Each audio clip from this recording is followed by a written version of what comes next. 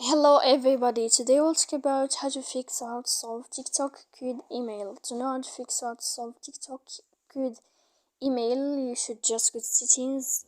Here in this page, you will enter to apps, default apps, app settings. When you'll find this page, you will enter to the window of TikTok. Here in this page of app info, you will click on first stop and you will click OK. Then you will enter to storage. After that, we click clear cache. You will find here clear data. Don't click here because that can make errors on your app. And after that, you can turn off your phone to fix that problem you have on your TikTok. So please don't forget to support us by like and subscribe.